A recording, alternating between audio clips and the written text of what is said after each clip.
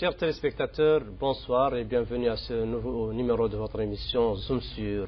Ce soir, nous reviendrons sur les résultats du dialogue national inclusif qui avait rassemblé pendant quelques semaines les représentants des partis de la majorité et certaines formations politiques de l'opposition. Nous nous arrêterons essentiellement sur les amendements politiques, sur les amendements constitutionnels, pour savoir quelle importance revêt-il pour la classe politique et pour les citoyens ordinaires. De cela et d'autres questions, nous discuterons ce soir avec nos invités qui sont M. Mohamed Ahmoud Jafar, qui est membre du Conseil national de l'IPR. Bonsoir. Bonsoir. Bonsoir, M. le ministre. Et à ma gauche, Ladi Traoré, secrétaire général de l'APP, l'un des plus importants partis politiques qui avait pris part à ce dialogue, de l'opposition qui avait pris part à ce dialogue. Bonsoir, M. Ladi Traoré. Bonsoir. C'est avec vous, M. le secrétaire général, qu'on débutera notre discussion pour nous expliquer l'importance que revêtent les résultats de ce dialogue et particulièrement les résultats portant sur les amendements constitutionnels. Je vous remercie beaucoup parce que, vous savez, le dialogue national inclusif que nous avons toujours souhaité d'être davantage inclusif, à porter sur les questions essentielles du pays. Parce que, qu'on le veuille ou pas, nous sommes encore en phase d'enraciner et d'approfondir la démocratie dans notre pays et d'aborder les problèmes nouveaux que rencontre le peuple mauritanien pour essayer de retrouver des solutions consensuelles après débat, après un large débat national, etc., que nous avions souhaité inclusif, qui est inclusif, mais peut-être pas totalement. Mais enfin, nous avons quand même abouti à de très grands résultats pour ce pays, qui vont, dans le sens d'enraciner, d'approfondir la démocratie dans le pays, c'est-à-dire que nous avons, comme beaucoup de pays, pris en charge beaucoup d'institutions, qu'elles soient municipales, que ce soit l'Assemblée nationale, que ce soit le Sénat, etc. etc.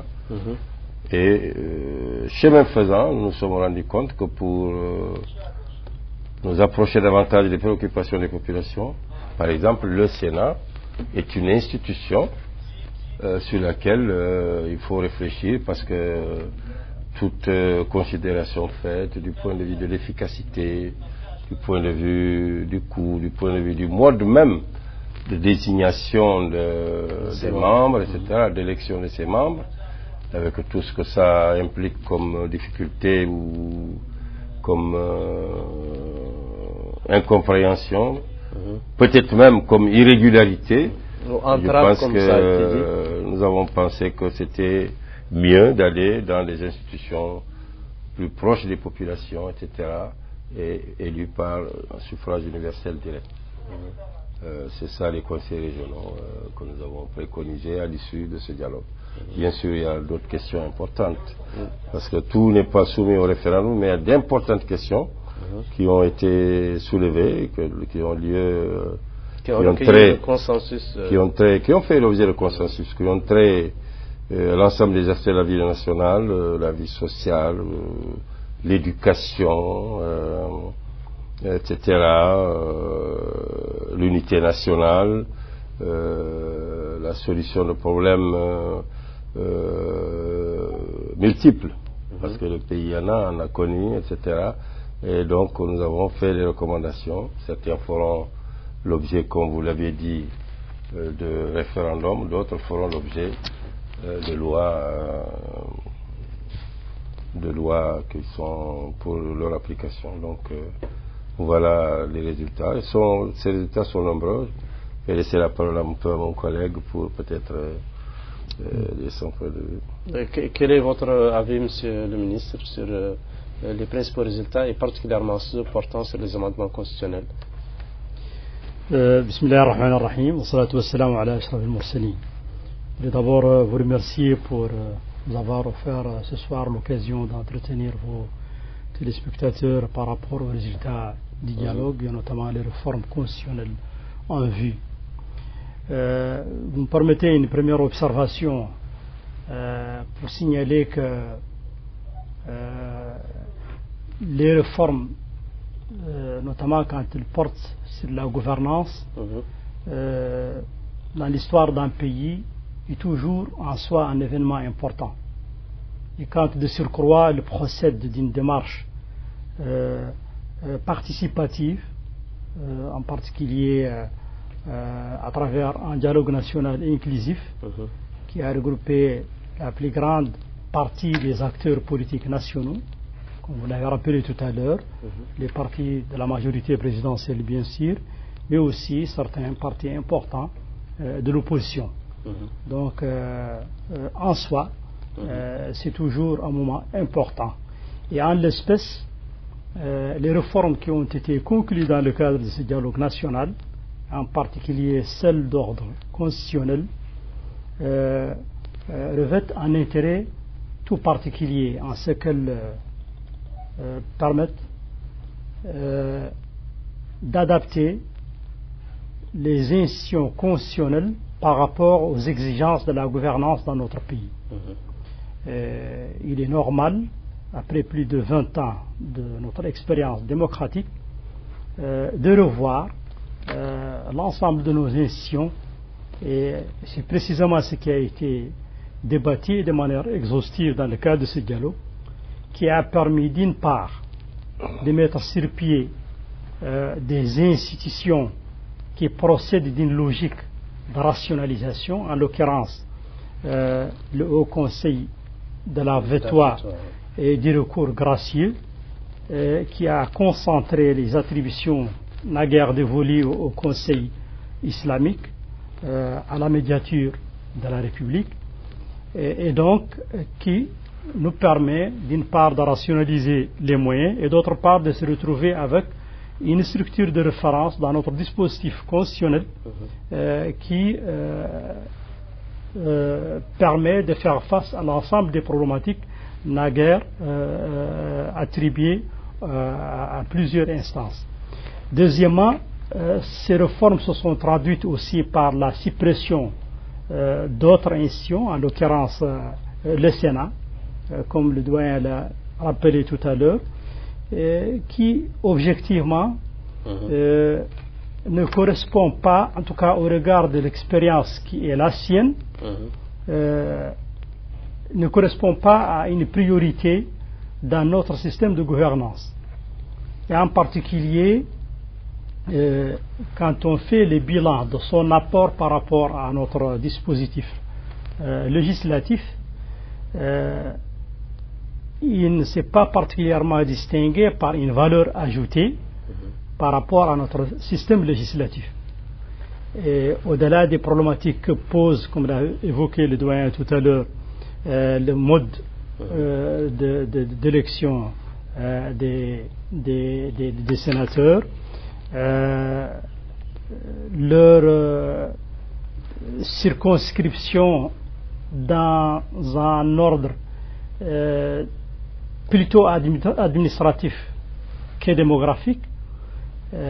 Donc tout cela fait que aussi bien du point de vue de son apport, du point de vue de son coût et du point de vue du mode de représentativité, il ne constitue objectivement pas une valeur ajoutée à notre système démocratique. Et donc sa suppression a été convenue par l'ensemble des participants.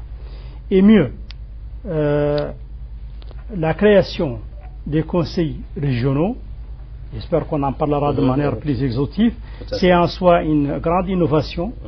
C'est une manière de se rapprocher davantage des citoyens, une manière de mettre l'accent sur les problématiques de développement local et une manière d'impliquer davantage... on y reviendra, Monsieur le Ministre, avec beaucoup plus de détails. Monsieur le Secrétaire Général, la suppression de la Chambre haute du Parlement a fait mouche. Elle a divisé la classe politique. La procédure a été suivie. D'abord, ça a été soumis à l'Assemblée nationale qui a validé, le Sénat a refusé.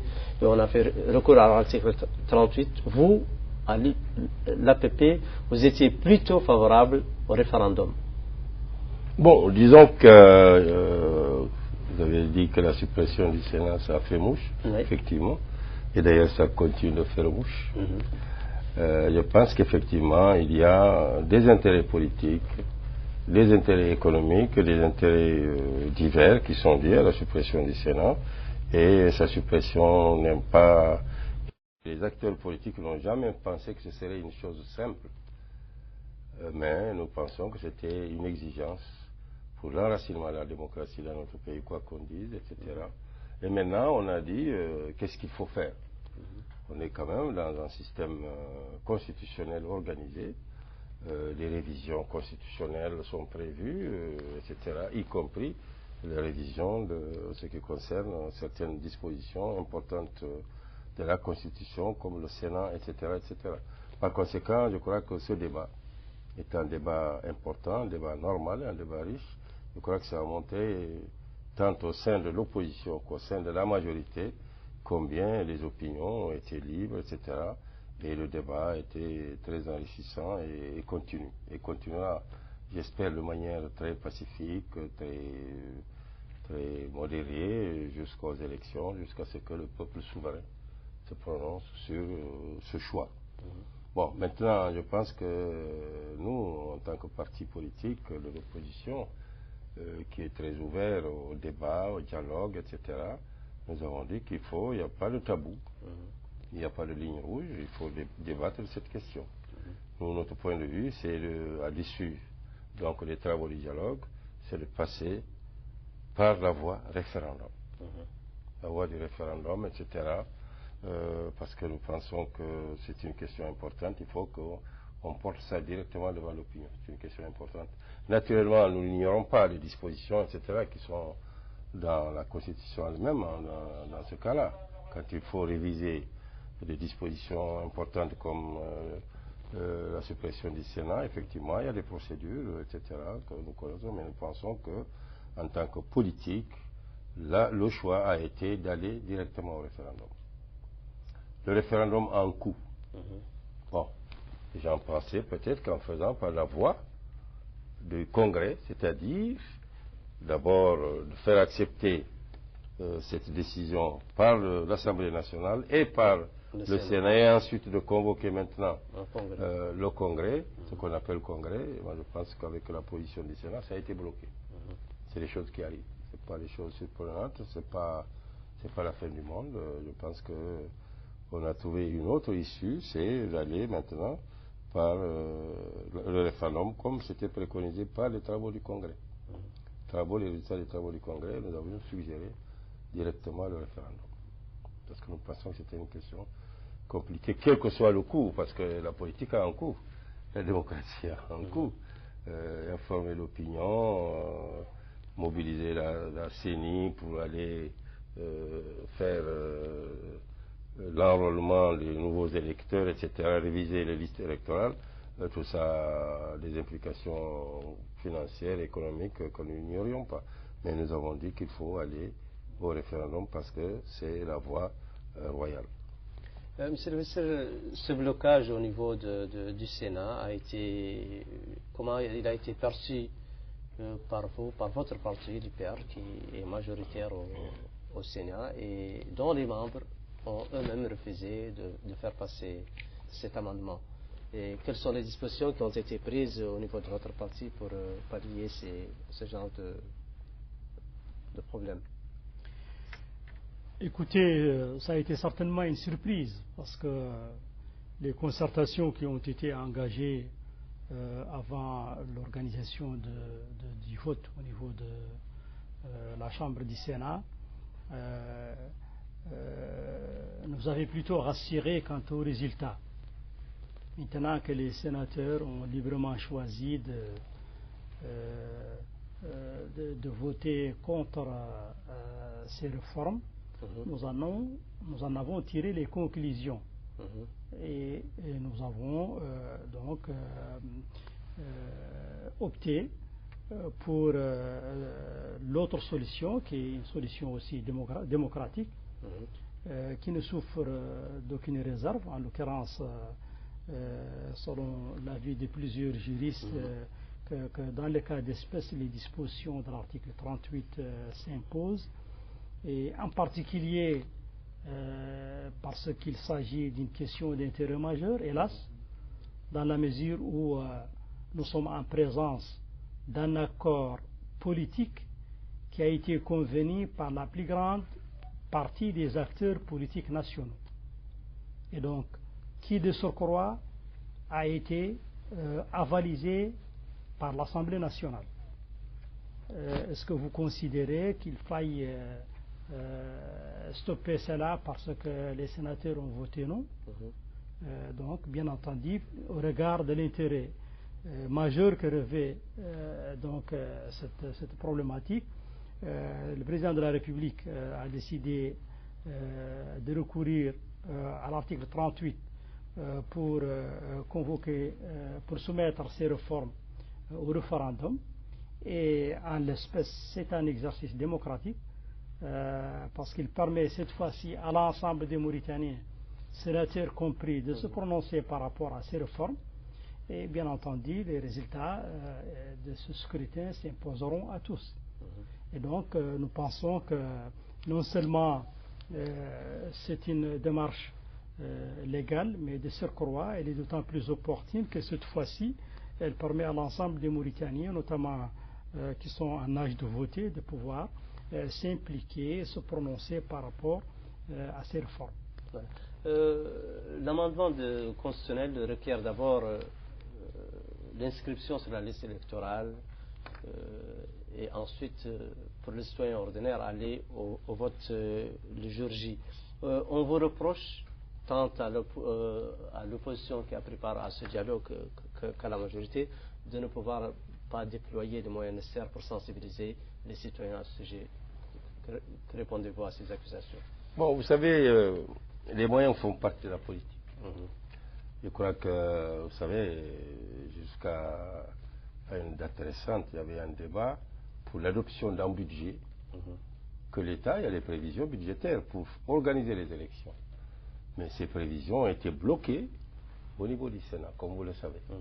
Bon, je pense que l'État a des possibilités. Comme vous savez, le budget, c'est quand même un tout.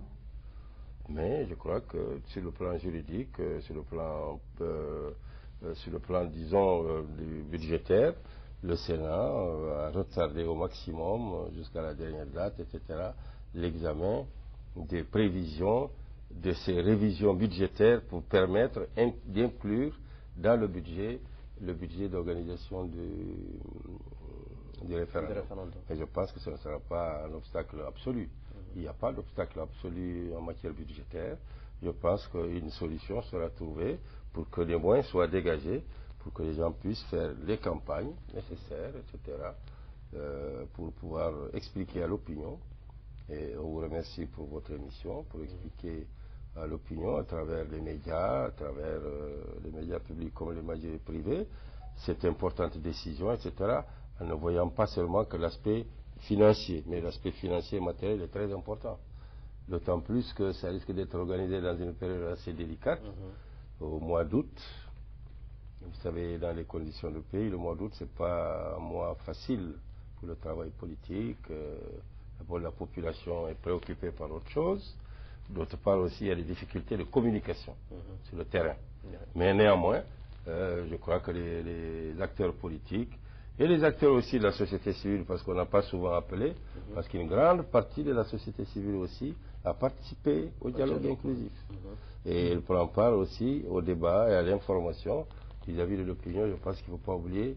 Et nous, au niveau du comité de suivi, nous n'avons pas l'oublié. Parce qu'il n'y a pas que les partis politiques, il y a aussi une autre partie des acteurs nationaux qui sont les acteurs de la société civile pour pouvoir informer largement de manière contradictoire avec ceux qui sont contre les révisions, etc., pour que le peuple souverain soit largement informé sur le terrain, tant à Nouakchott qu'à l'intérieur du pays, le plus loin possible, pour que l'ensemble du peuple mauritanien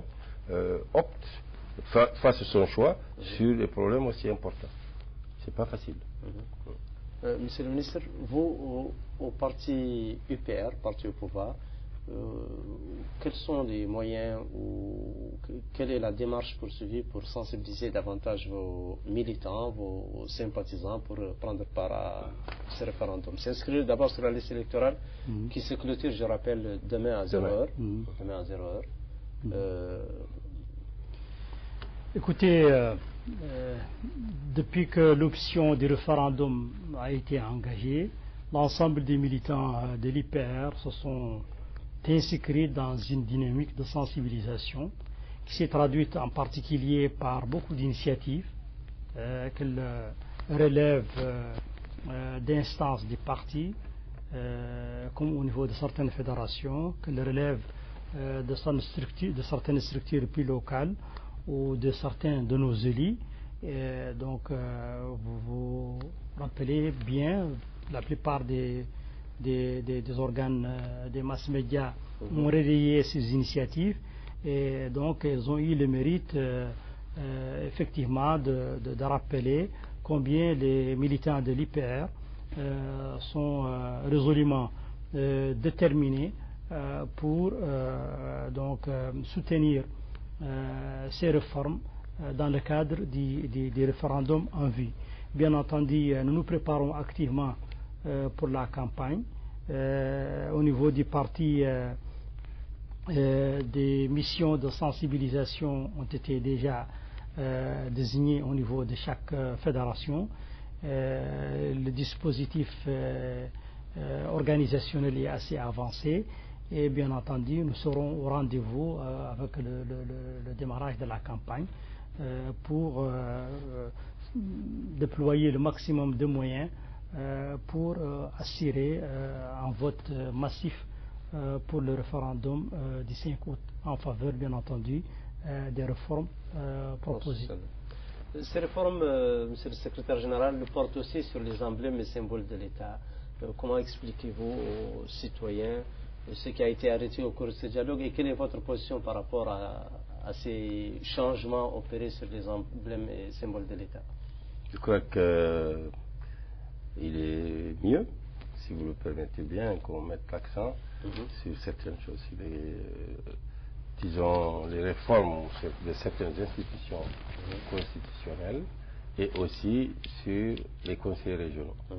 Pour ce qui est, mais disons, cela le changement de parler des emblèmes aussi, des symboles de l'État.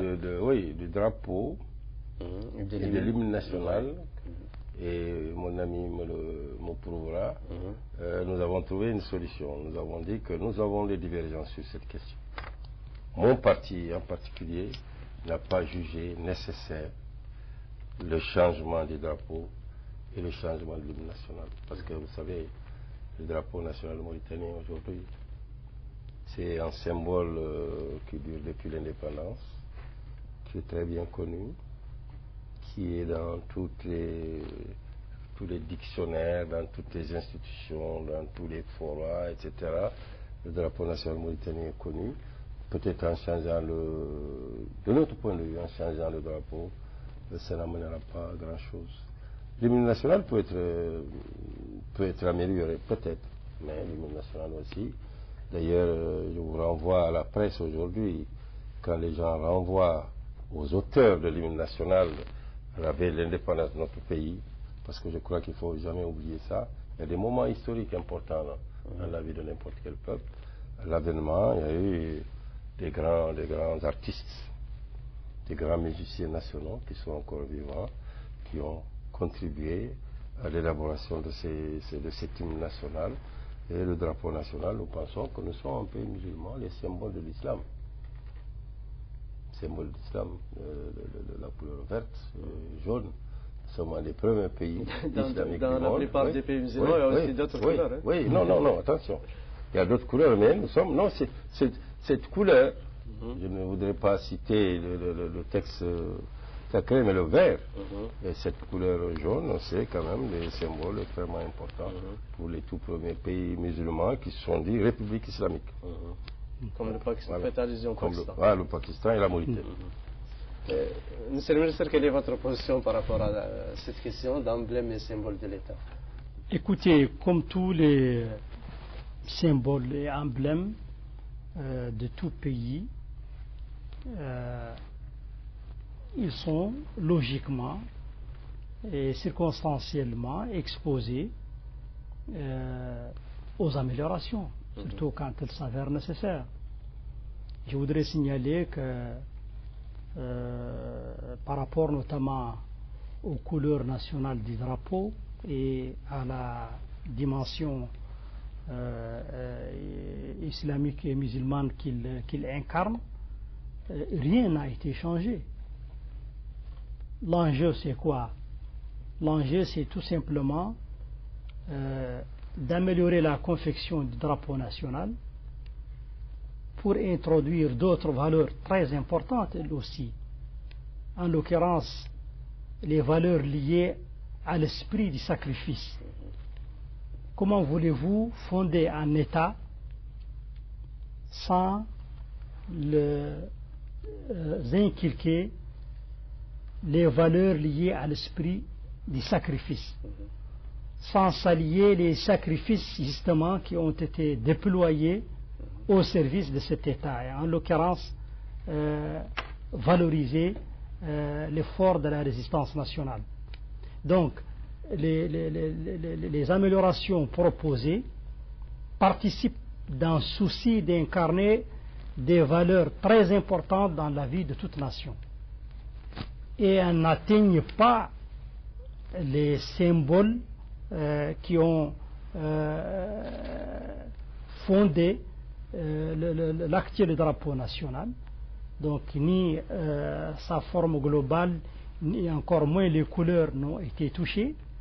La proposition consiste à introduire deux barres de couleur rouge pour rappeler justement cet esprit de sacrifice et pour s'allier les sacrifices de la résistance nationale.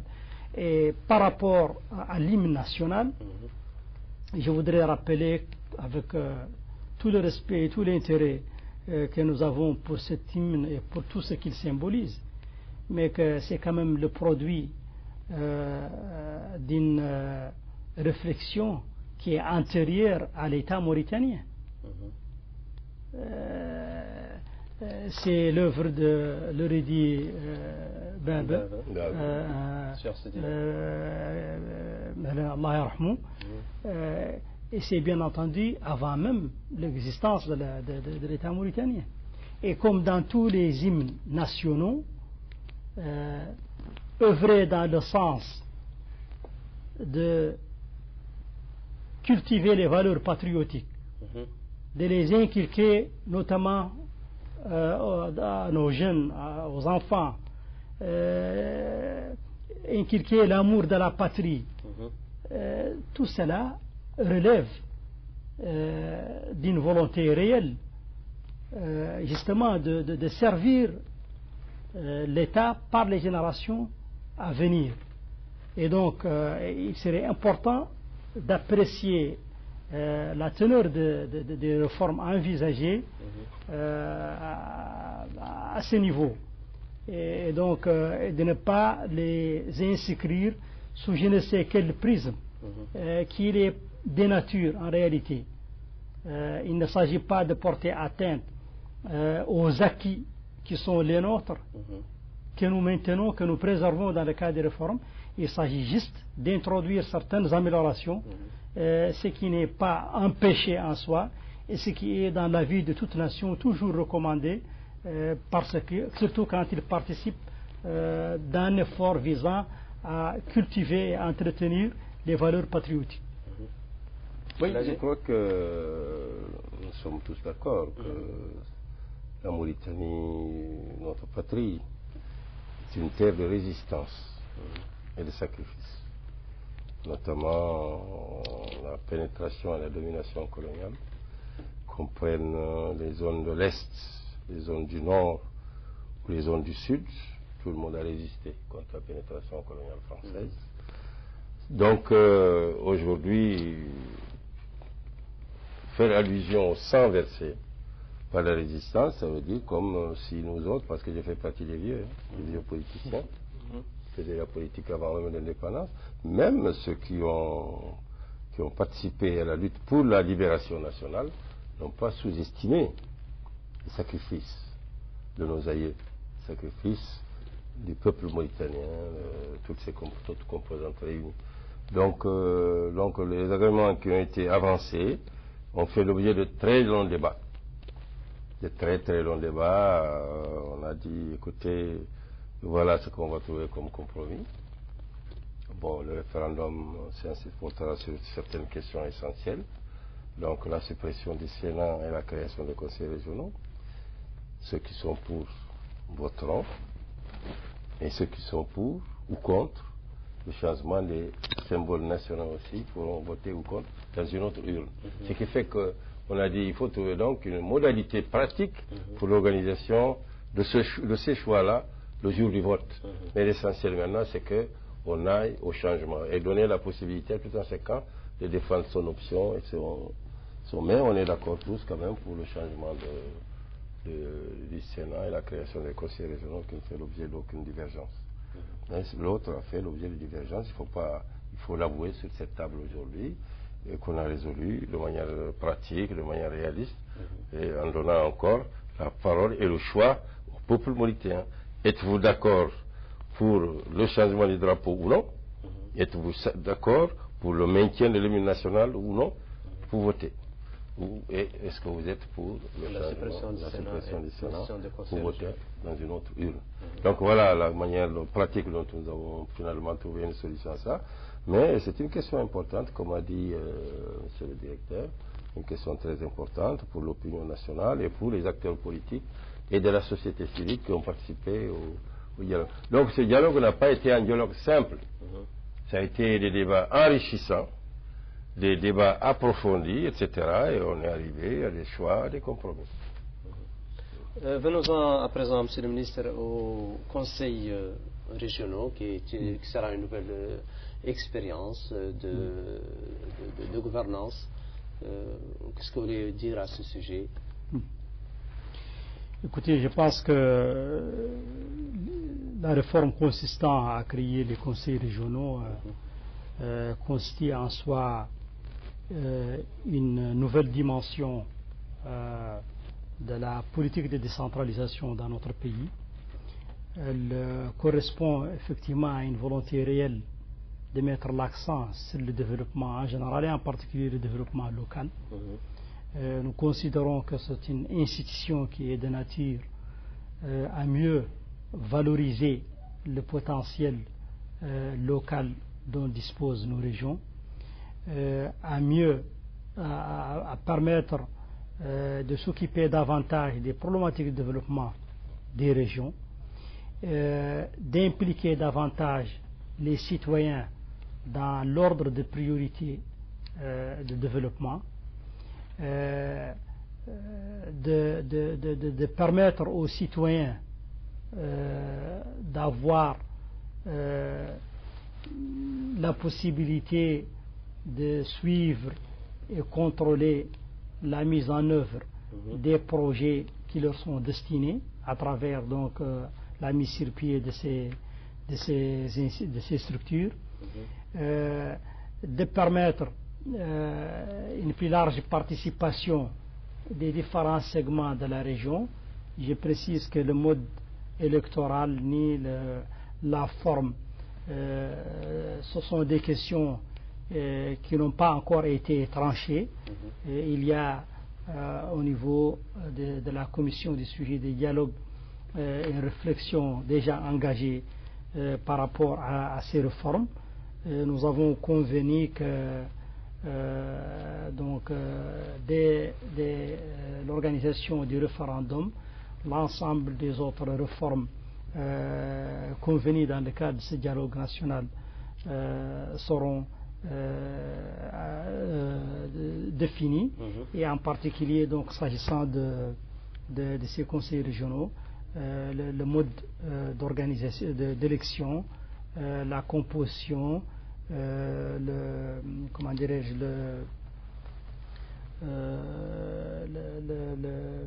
la circonscription électorale. Est-ce que ce sera la région dans sa globalité ou est-ce que ce seront les départements, etc. Donc tout cela Donc, sera discuté dans le cadre des commissions conjointes au niveau des partis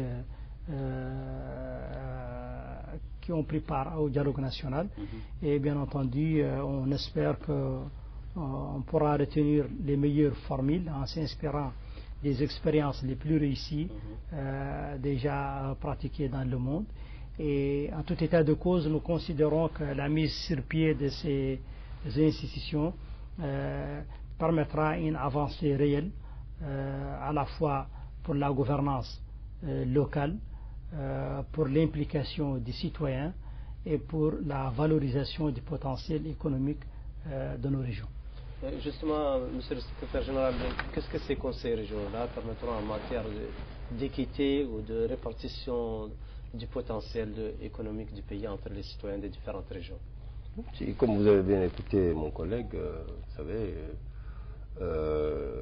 la création de ces conseils régionaux parle d'une préoccupation de réfléchir et d'améliorer la gouvernance locale et de donner corps à la décentralisation dans ce pays pour tenir compte des contextes locaux, des ressources locales en matière d'élevage, d'agriculture, minière, halieutique, etc. Donc un pays qui est très diversifié.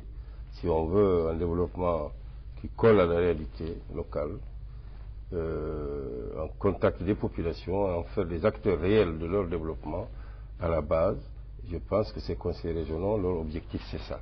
Mais comme il l'a dit, effectivement, cela fera l'objet de lois organiques sur lesquelles, le contenu desquelles nous sommes en train de réfléchir, de faire des recherches depuis des mois. Parce que nous avons l'expérience des communes. Comme l'expérience des communes, il ne faut pas sourire, ce n'est pas une expérience toujours satisfaisante parce que les communes sont très liées à l'administration, avec la tutelle, etc., du préfet. Bon, les conseils régionaux, nous pensons que ça va donner un sang nouveau à la démocratie à la base, à la décentralisation, et donnera la possibilité aux populations de dire leurs mots, d'exprimer leurs préoccupations à travers leurs élus, à travers leurs responsables, pour enrichir et adapter la gouvernance locale à leurs réalités, à leurs besoins et à leurs ressources. Et ça, c'est très important pour un pays. Effectivement, comme a dit mon collègue, nous sommes en train de faire des recherches parce que les conseils régionaux, ce n'est pas des institutions qu'on trouve partout. Non. C'est des institutions nouvelles, donc qui méritent une réflexion approfondie. Donc, on revient encore à ce dialogue national inclusif.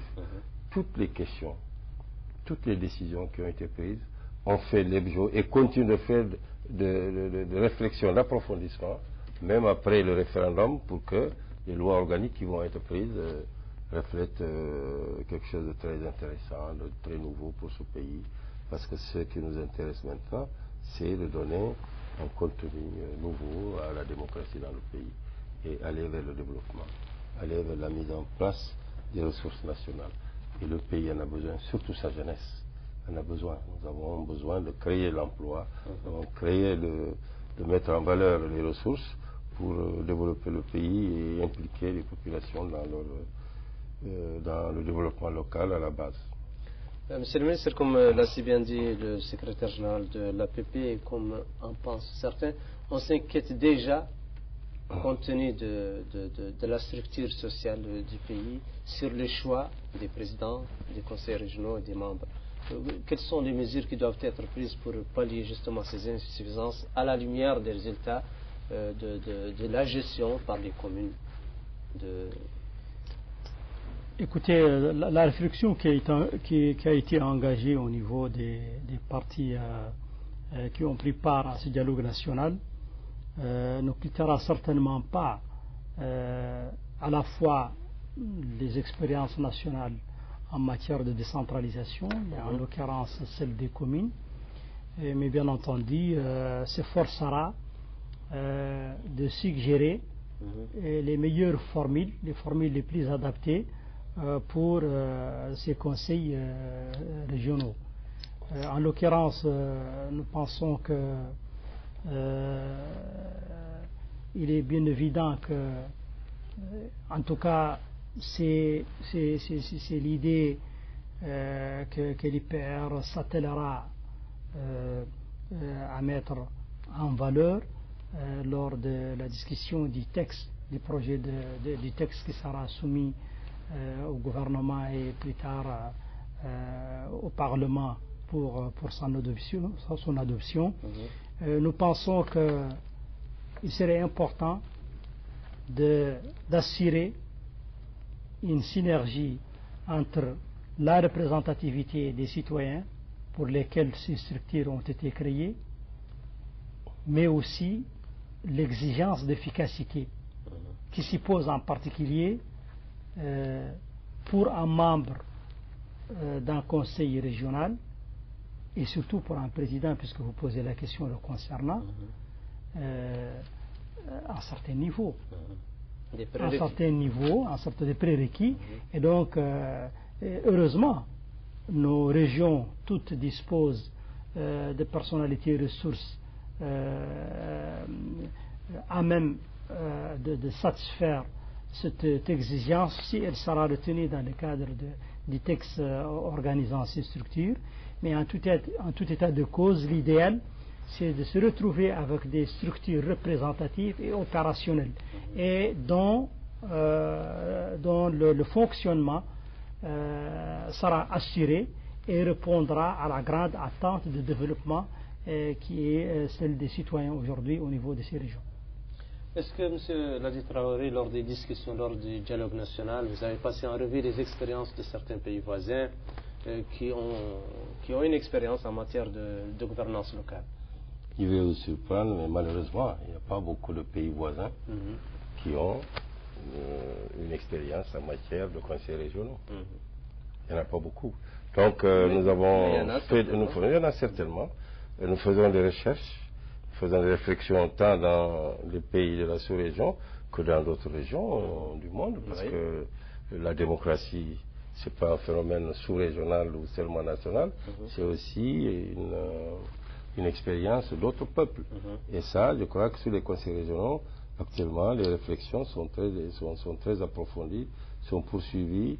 Et comme il l'a dit, nous avons créé des commissions de réflexion qui vont approfondir la question, qui ont de la documentation, qui vont réfléchir, etc. Et qui vont surtout réfléchir sur le contexte national. Le Conseil national, comme il l'a dit, nous avons à la fois des ressources naturelles, mais nous avons aussi des ressources humaines importantes. Le grand problème par rapport à l'État central, quelles sont les compétences et quelles sont les ressources de ces conseils régionaux pour pouvoir mener au développement. Il faut réfléchir, il faut trouver une solution. Ce n'est pas une chose simple et nous sommes en train de réfléchir pour faire des propositions, comme il l'a dit, au gouvernement, qui soumettra par les lois organiques l'organisation des conseils régionaux au Parlement pour prendre une loi maintenant, une loi organique très importante. Mais donc, je ne peux pas à ce stade-là rentrer plus loin dans le débat, mais les recherches sont très suivies, sont très approfondies, sont très méticuleuses, etc. Et vous savez, dans le pays, heureusement, que ce soit l'opposition ou la majorité, nous avons des spécialistes en économie, en développement, en administration, en matière juridique, etc. Nous allons mettre à profit l'ensemble de ces réflexions-là, l'ensemble de ces compétences et de ces ressources pour pouvoir faire des recommandations pertinentes pour l'élaboration des conseils régionaux. Ça, c'est un travail important sur lequel nous penchons en ce moment. Monsieur le ministre, il n'y a pas que les aspects politiques qui ont été débattus au cours de ce dialogue national, il y a aussi des aspects financiers qui sont extrêmement importants en matière de gouvernance financière, en matière de gouvernance environnementale. Est-ce que vous avez un mot à dire à ce sujet? Oui, bien entendu, mais vous me permettez juste avant de répondre à ces deux aspects, de rappeler que dans le cadre des réformes constitutionnelles, il y a trois autres réformes importantes qui méritent d'être soulignées, dont l'une en particulier a été malheureusement dénaturée par certains milieux. Je voudrais parler de la suppression de la haute cour de justice qui a été présentée comme étant une manière de se mettre à l'abri et et de cultiver l'impunité, alors qu'il n'en est rien. D'abord, pourquoi réviser le statut de la Haute Cour? Parce que justement, sa confection était fondée sur l'existence de 2 chambres. Alors, la réforme en vue fait que nous allons nous retrouver avec voilà, une seule chambre. Et donc, naturellement, la composition des membres de la Haute Cour posait problème.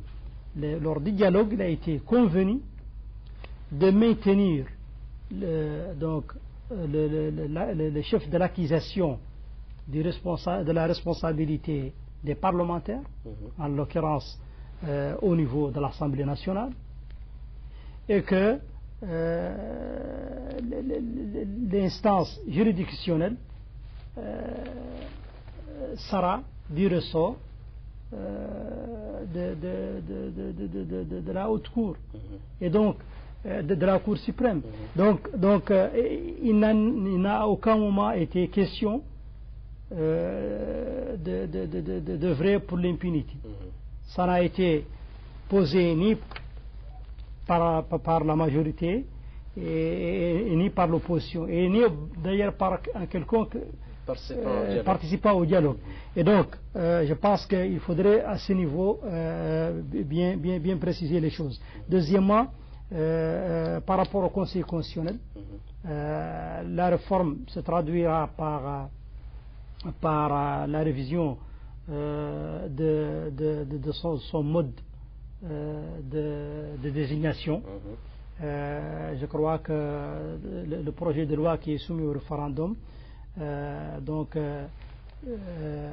se retrouvera avec un Conseil constitutionnel composé de 9 membres, dont au moins dont 3 seront désignés par l'opposition. Et c'est une nouveauté parce que le système qui prévalait n'avait pas prévu un quota pour l'opposition. Et je crois que c'est l'illustration que ces réformes introduisent en surcroît de démocratie dans notre pays. Maintenant, pour en venir aux 2 questions que vous avez évoquées, en effet, par rapport à l'environnement, désormais on se retrouvera avec un conseil économique et social chargé de l'environnement, parce que l'environnement est aujourd'hui une vraie et réelle préoccupation, notamment pour des pays comme le nôtre qui sont lourdement affectés par les changements climatiques. Et donc nous avons essayé à travers cette réforme de mettre davantage l'accent sur cette dimension environnementale, en chargeant une institution constitutionnelle comme le Conseil économique de se préoccuper de manière permanente de cette dimension. Bien entendu, la gouvernance économique et financière a fait l'objet d'un atelier à part. Beaucoup de réformes ont été discutées et adoptées dans le cadre de cette réforme, et bien entendu les réformes envisagées après le référendum nous permettront de mieux expliquer et de mieux élucider la portée de toutes ces réformes économiques et sociales qui sont très importantes et qui ont un impact réel sur la vie des citoyens. Oui, vous savez, je vais rebondir un peu sur ce que vous allez dire à propos de certaines institutions. La Haute Cour de justice. Vous savez qu'aujourd'hui, il y a un pays qui vient de supprimer la Haute Cour de justice. C'est Macron, en France. Donc, pour une fois, nous avons anticipé. N'est-ce pas? Nous ne copions pas.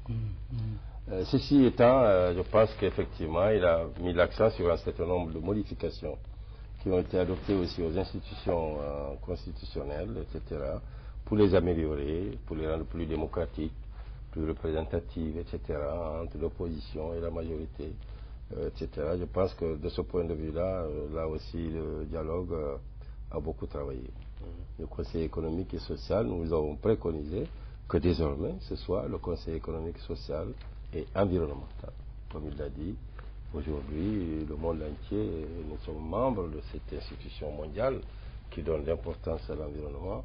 Il est tout à fait normal qu'il y ait un ministère de l'environnement et du développement durable, mais que le Conseil économique et social aussi, avec toutes les ressources qu'elle a, ses ressources intellectuelles, l'expérience de ses membres, etc., prennent en charge ce problème-là et réfléchissent, plus les aspects culturels. Donc en réalité, nous avons approfondi certains aspects qui n'ont pas été connus, qui ont été un peu occultés par la polémique sur la suppression du Sénat et des conseils régionaux. Un peu pour finir, sur le plan financier, etc., nous avons certains ateliers qui ont bénéficié de l'expérience de gens, de sages, d'experts, pour réfléchir sur la gestion financière et économique nationale, telle qu'il y a des propositions qui ont été faites dans ce sens-là, sur lesquelles je ne peux pas revenir en détail. Donc, il n'y a pas que l'aspect constitutionnel, l'aspect purement juridique, etc., qui nous a retenu, il y a aussi les aspects sociaux. Par exemple, on a réfléchi sur un aspect important. Nous sommes dans un pays où il y a quand même certains phénomènes dont il faut parler. Par exemple, Tadamoun a été créé, c'est pour réhabiliter en réalité les victimes des séquelles de l'esclavage. L'esclavage et de ses séquelles. Mais Tadamoun ne joue pas de notre point de vue le rôle qu'il devrait faire dans ce sens. On peut trouver d'autres institutions qui luttent contre la pauvreté, qui luttent contre l'exclusion, mais nous avons des courses spéciales dont il faut se préoccuper pour un peu favoriser leur émergence. Par conséquent, nous avons réfléchi sur ces aspects. Donc, ce dialogue inclusif n'est pas passé rapidement sur les questions nationales. Voilà. Le temps qui nous est imparti touche à sa fin. Vous aurez chacun un dernier mot. On commencera avec vous parce que vous avez commencé. Vous aurez à dire un mot sur les réformes constitutionnelles et surtout sur la participation des citoyens au dialogue, au référendum. Bon, je pense que sur ce plan-là, nous avons fait un travail déjà de sensibilisation. Mais ce travail de sensibilisation, il n'est jamais assez fait parce que pour l'opinion, les enjeux, c'est on vote pour qui et contre qui. Mais quand il faut voter pour des concepts, pour des changements, etc., la mobilisation de l'opinion n'est pas facile. Donc nous avons fait un effort de sensibilisation, mais que nous allons poursuivre dans la campagne électorale pour que les populations votent massivement sur les réformes qui ont été avancées. Monsieur le ministre, un dernier mot, s'il vous plaît. Oui, juste pour demander d'abord aux électeurs qui ne se sont pas encore inscrits sur la liste électorale de le faire, surtout qu'ils nous expliquent la journée de demain. Et surtout demander à l'ensemble des électeurs de s'impliquer sérieusement dans la campagne et de se rendre aux urnes le 5 août et de voter massivement oui pour les réformes, parce qu'en l'espèce il s'agit de réformes importantes pour la gouvernance de notre pays. Elles approfondissent sensiblement notre démocratie, elles rendent plus efficaces nos institutions constitutionnelles et elles garantissent l'implication des citoyens, notamment dans les problématiques de développement, en particulier le développement local. Et donc, au regard de tout cela, il est très important que l'ensemble des citoyens mesurent la portée de ces réformes et s'impliquent massivement dans le référendum du 5 août pour voter ces réformes. Voilà.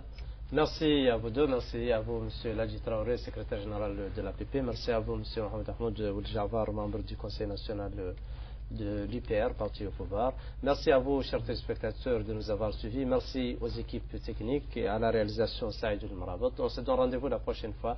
D'ici là, passez d'agréables moments en suivant les programmes de Mauritania. Au revoir.